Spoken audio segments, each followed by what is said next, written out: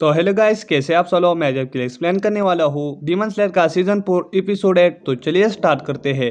तो हम सबसे पहले देखते हैं कि मोजान उबायाशी के और इनके सामने खड़ा हुआ होता है और वहीं पर मोजान कहने लगता है कि मुझे नहीं लगा था कि तुम मतलब ऐसे पड़े होगे और तुम तो काफ़ी ख़राब हालत में हो और मरने के हालत में हो। तो वो कहने लगता है कि मैं जैसे भी हूँ लेकिन तुमसे अच्छा हूँ क्योंकि तुमने लोगों को मारा है और मैंने लोगों का दिल जीता है। तो इसके बाद उबायाशी अमाने से कहने लगता है कि इसका चेहरा कैसा है। तो वो उसका चेहरा बताता है कि उसका चेहरा ऐसा ऐसा है। तो फिर इसकी बात वो कहने लगता है अच्छा मतलब मोजान इस तरीके का है। और मोजान तुम्हें पता है तुम्हारे वजह से हमारा क्लैन जो है कर्स हो चुका था, जिसकी वजह से हमको ये बीमारी लगी थी और अब तक ये सब कुछ हजारों सालों से चलता आ रहा है। हमारा क्लैन वाले 30 साल से ज्यादा नहीं जी पाते और इस बीमारी की वजह से मर जाते हैं, लेकिन मैं थोड़ा ज्यादा जीऊंगा क्योंकि मुझे बहुत तड़प है तुमको मारने के लिए।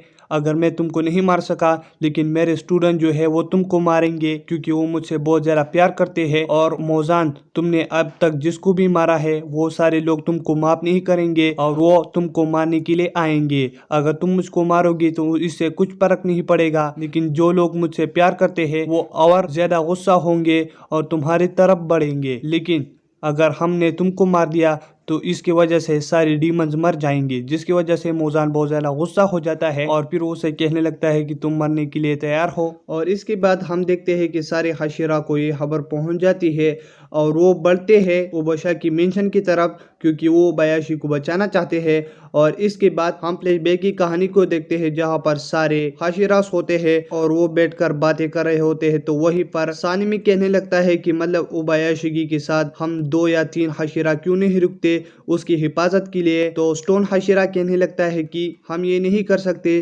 क्योंकि वो खुद जी चाहता है और अब तक उनकी क्लेन का जो भी आदमी है अभी तक किसी ने भी एक गार्ड भी नहीं पाला है यानी रखा है, और ये अब तक चलता रहा है क्योंकि वो कहते हैं कि हशीरा बहुत काबिल होते हैं और वो डीमन को मारने के लिए ही बने हैं। तो इसके बाद हम देखते हैं कि सारे हशीरा जा रहे होते हैं लेकिन वहीं पर बड़ा धमाका हो जाता है जिसकी वजह से मोजान का आधा शरीर खत्म हो चुका होता है। और वहीं पर वो कहता है कि मतलब उबायाशी की जो है बहुत हरामी आदमी था और उसने ऐसा किया क्योंकि वो मुझको मारना चाहता था और ये एक जाल था। लेकिन रुको, वो अपना जान ऐसा क्यों देगा, उसने खुद को भी मारा और अपने सारे परिवार को भी मारा और ये कैसी बात हुई।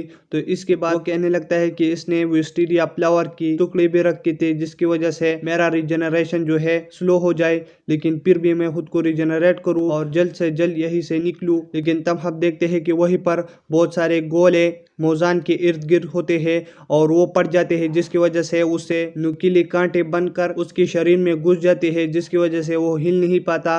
और वो कहता है कि ये बहुत दर्दनाक कांटे हैं। और फिर वहीं पर तमायो आ जाती है और उसके पेट में अपना हाथ घुसा देती है जिसकी वजह से मोजान कहने लगता है कि तमायो तुम यहीं पर क्या कर रहे हो और तुम ये क्या कर रहे हो, तुम इन लोगों के साथ हो। तो फिर इसके बाद वो कहने लगती है कि मैं तुमको माफ नहीं करूंगी मोजान, तुमने अब तक जो कुछ किया मेरे साथ, और तुम्हें पता है मैंने तुम्हारे पेट में अपना हाथ डाला है, लेकिन तुम्हें पता है मेरे हाथ में क्या है, इसमें एक ऐसा दवाई है जिसकी वजह से कोई डीमन इंसान में बदल सकता है और ये मैंने अकेले नहीं किया। और इसके बाद मोजान कहने लगता है कि तुम्हें अपना पिछला कहानी याद है, यहीं पर तुमने अपने परिवार और अपने माँ बाप सबको मारा था। तो फिर वो रोने लगती है और कहती है कि मैं डीमन इसलिए बनी क्योंकि मैं बीमार थी, लेकिन मुझे नहीं पता था कि उसकी वजह से मैं अपने बच्चों और माँ बाप को मारूंगी। तो इसके बाद तमायो कहने लगते हैं कि स्टोन हशीरा इस पर हमला करो। और फिर इसके बाद स्टोन हशीरा अपना हथियार घुमाकर उसका सर उड़ा देता है। और फिर हम प्लेबैक की कहानी को देखते हैं जहाँ पर ग्यूमे होता है और उसके सामने मास्टर होता है। ग्यूमे कहता है कि मैं 18 साल का था और वो 14 साल का था,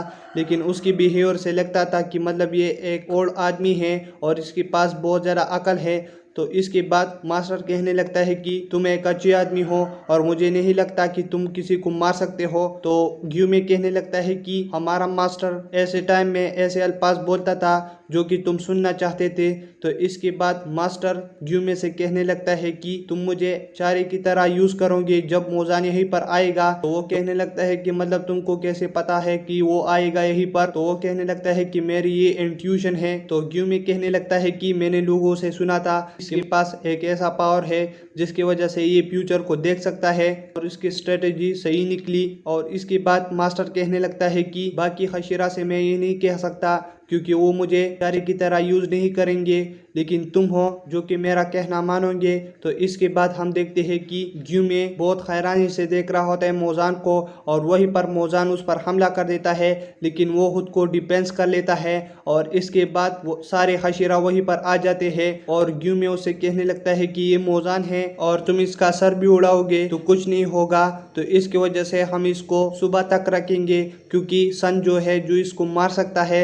जिसके बाद सारे अपने ब्रीथिंग टेक्निक को उसके ऊपर यूज करने के लिए जंप करते हैं और वहीं पर मोजान हंसने लगता है और फिर वो नाकिमी को आवाज दे देता है, जिसकी वजह से नाकिमी उन सबको इन्फिनिटी कैसल में गिरा देते हैं, जिसकी वजह से सारे लोग इन्फिनिटी कैसल में गिर जाते हैं, सारे हशीरा और इसके अलावा बाकी मेंबर्स भी। और फिर हम इन्फिनिटी कैसल के अंदर देखते हैं जहां पर इनोस्के बहुत ज्यादा हंस रहा होता है और इसके बाद जिनित्सो बहुत ज्यादा सीरियस मूड में होता है और इसके अलावा बाकी हशीरा भी बहुत गुस्से में होते हैं। और फिर हम मोजान को देखते हैं जो कि तांजीरो से कहने लगता है कि तुम्हें सच में लगा था कि तुम मुझको मारोगे। तो इसके बाद तांजीरो से कहने लगता है कि तुम नर्क में जाओगे और मैं तुमको भेजूंगा।